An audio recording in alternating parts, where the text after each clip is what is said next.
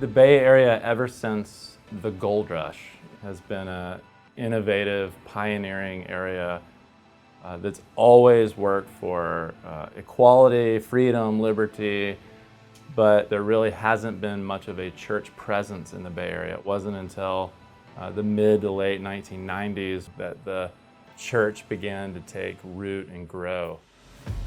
Miami, to the outsiders, is a party city where you go to spend your vacation, spring break.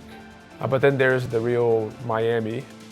Those who are there, they usually have come from other countries, Latin American countries. It's a place where they're trying to make it in life.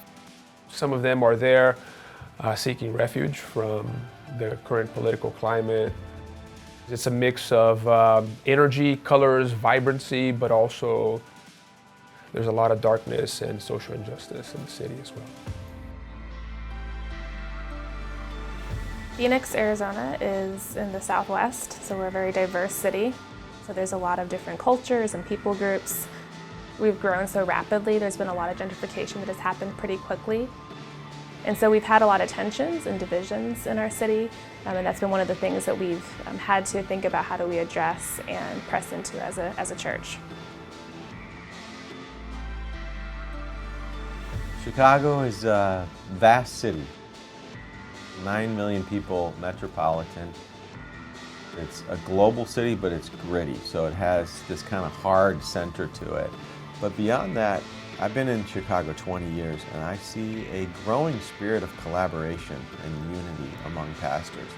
The gospel can heal it, and I believe God will heal it even in this generation. My hope would be that churches would continue to connect with one another, and there would be thriving partnership, and we would begin to see the first revival that we've ever had there. I'd like to see a strong gospel movement in Miami that will, in return, impact the way life is lived out in the city, and it would promote change. There's beginning to be greater unity and friendship and partnership along ethnic, denomination, and income divides. My prayer for Chicago is that in 20 years or 30 years, people will look back at the city and say, something happened in that city. We've seen the work of the gospel starting to bear fruit.